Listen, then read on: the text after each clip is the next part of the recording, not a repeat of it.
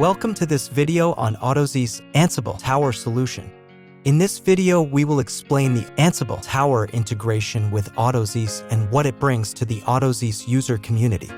We'll provide some technical insights so that the integration components are clearly identified and the deployment sequence is understood. We'll focus on the design and execution sequence of launching Ansible Tower job or workflow template. Finally, we'll run through a demo. AutoSys plays a central role in orchestrating operations across multiple environments, including the cloud. AutoSys synchronizes these processes with other non-cloud operations.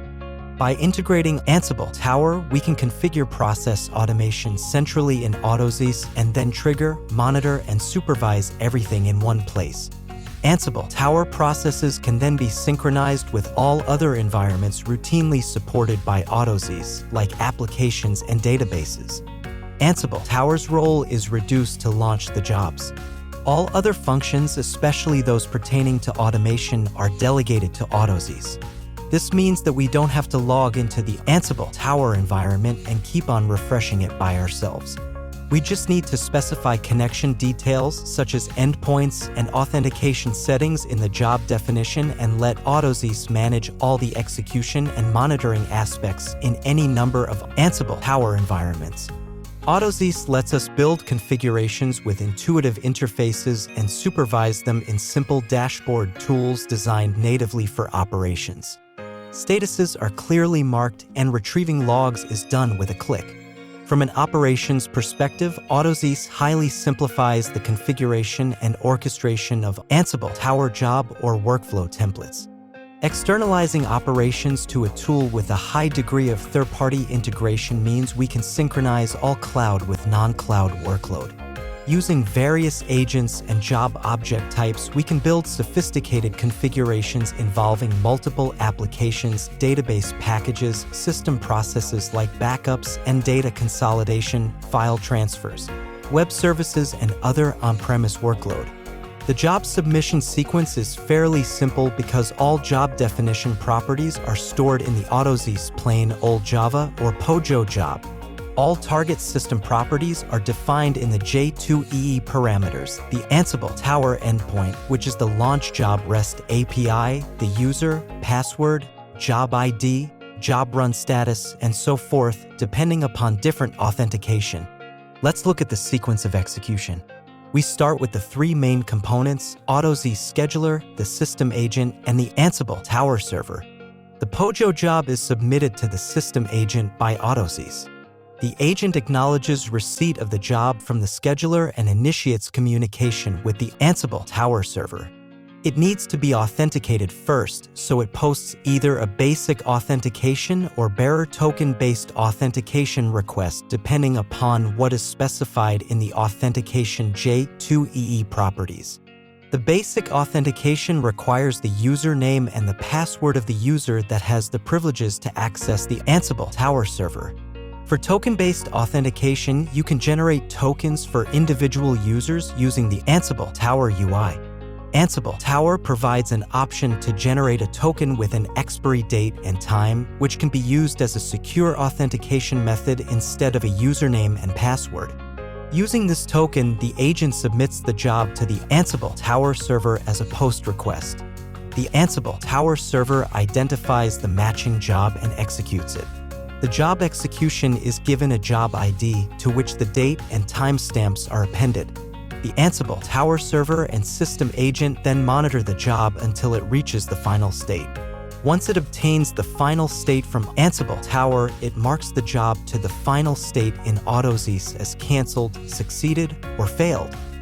AutoSys plugin extension offers 8 authentication methods depending upon the type of authentication you are using, whether you are connecting with or without proxy, and the type of template you want to launch. Now, let's talk about how to deploy the integration. Deploying the integration is straightforward because it uses a system agent.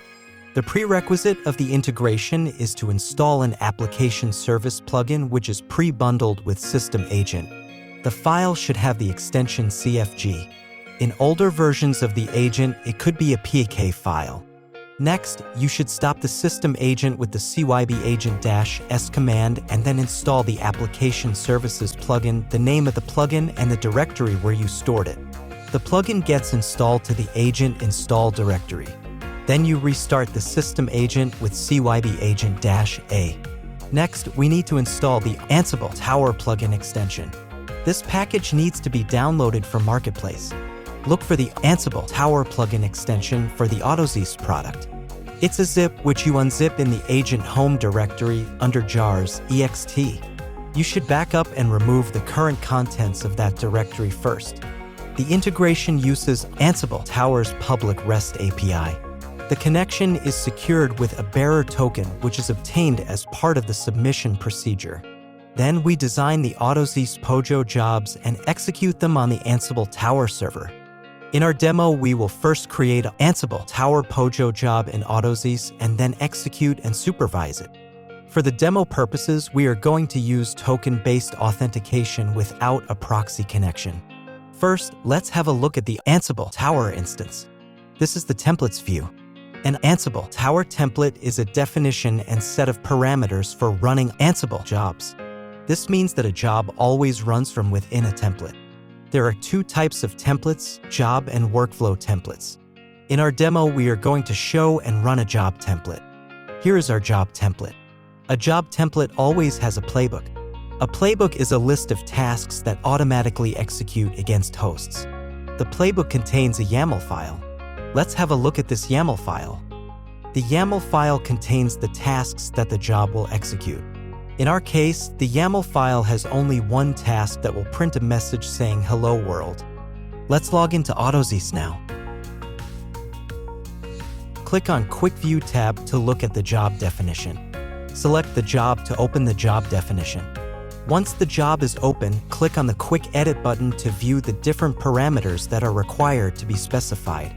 The first parameter is the class name, which is the Ansible Tower. Then the second is the method name, which in this case is just launch job. The next set of parameters are gateway parameters. The first parameter is the endpoint, which indicates where the Ansible Tower service resides. The job used in this demo is configured to use the token-based authentication. This parameter represents the token used to access the Ansible Tower server. In the organization name parameter, specify the name of the organization where the job template is located. Next, specify the job template name that you want to execute in the Ansible Tower environment. If you have a workflow template, this parameter will be replaced with the workflow template name. The payload parameter specifies the additional JSON data to be included with the request. If you don't have any, you can leave it blank. The enable job output parameter allows you to retrieve job output, including job event logs from the Ansible Tower server to capture details about the job execution process. If it is set to true, the job output will also be printed in the spool output. Next, we have the monitoring parameters. The max retry parameter determines how many times we want the system agent to try to get the job status from the Ansible Tower server. We've set it to 20. The sleep interval parameter specifies the duration of time we want the system agent to wait before querying the Ansible Tower API again to obtain the job status. We've set this as 60. The failure interval parameter is useful when the Ansible Tower service experiences brief downtime. It prevents AutoSys jobs from being marked as failed prematurely during such temporary service interruptions. This parameter ensures that the job remains unaffected for up to 60 seconds during such instances. If the downtime exceeds this threshold, only then will the job be considered failed. The final parameter is the log level, which specifies the level of details you want to include in the log file. That completes the job definition. Let's now start the job. From within the WCC, click the Go button to launch the job. The confirmation will appear. Click Yes to confirm. Notice the run numbers for the job execution is 3,872. If we refresh, it triggers the new execution, resulting in the increments of the run number from 3872 to 3873. The status being marked as success indicates that the most recent execution completed successfully. If you scroll down on the user interface, you will locate the spool files. Select the file and click on the Go button. You will be prompted to specify the number of lines you want to display. If you scroll to the bottom of the user interface, you'll find a clear display of all parameters passed by the user, including job and authentication parameters. Additionally, you can also see the final URL and payload, which is formed by combining the job template name and the parameters that have been specified. Once the job enters the starting state, a job ID is generated for monitoring purposes. When the job goes to the completion state, the AutoSys job also goes to the completion state, and any downstream job in AutoSys gets triggered. This concludes the demo of how AutoSys can integrate with Ansible Tower to execute and monitor various jobs. Thank you for watching this video.